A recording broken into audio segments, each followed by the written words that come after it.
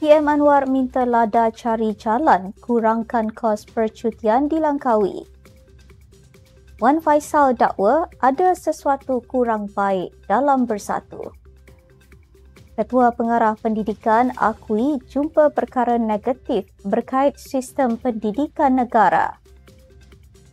Saifuddin Nasution sahkan Akmal Saleh tidak disiasat kerana tiada laporan polis dibuat. Adun GPS selar MP PAS yang gesa Mars Airlines henti hidang arak. Dan Mahkamah diberitahu projek terowong dasar laut merupakan land scam.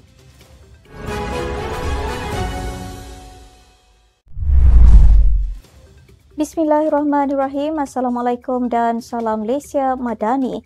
Bersama saya Asma Ismail dalam Nextstep News edisi petang. Jangan lupa ikuti kami di semua platform Nextstep Malaysia.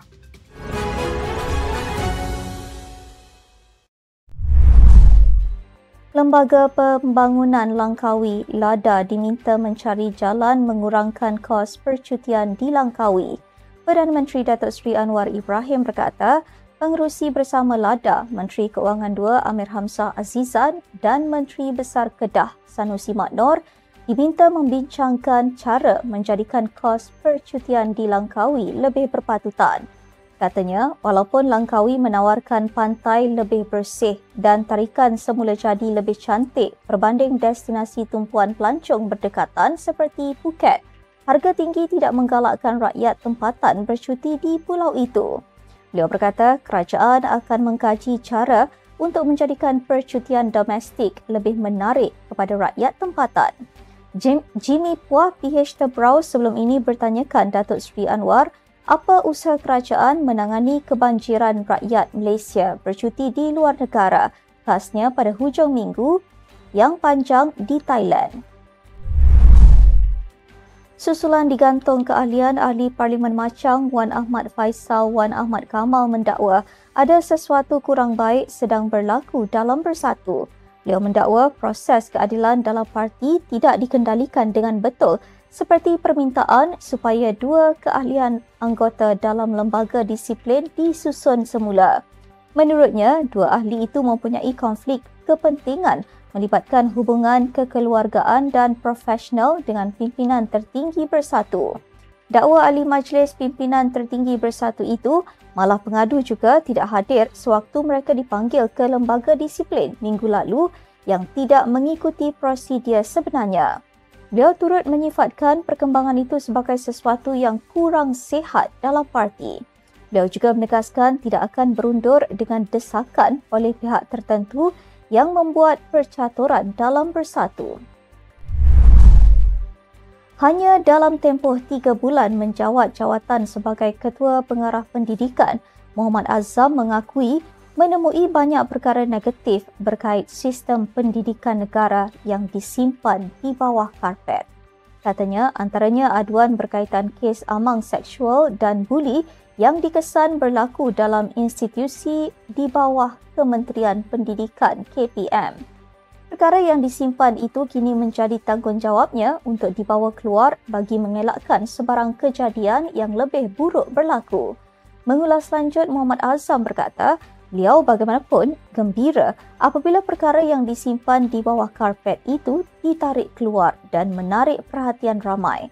Beliau turut memberi peringatan kepada pentadbir sekolah serta pengarah pendidikan negeri dan daerah untuk memainkan peranan yang lebih mantap dalam mengatur strategi berkaitan sistem pendidikan dan sahsiah pelajar.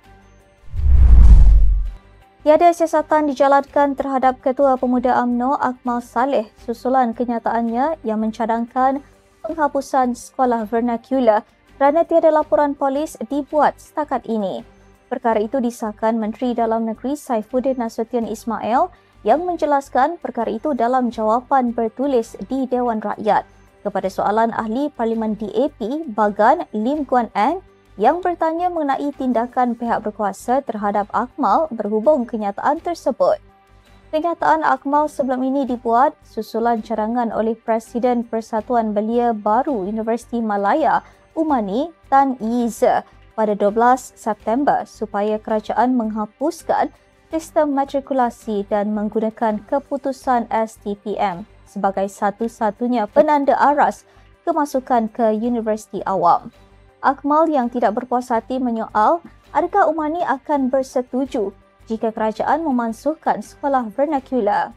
Berhubung Tan pula, Saifuddin memaklumkan pemimpin pelajar itu kini disiasat di bawah Seksyen 505(B) Kanun Keseksaan dan Seksyen 233 Akta Komunikasi dan Multimedia 1998 selepas laporan polis dibuat terhadapnya.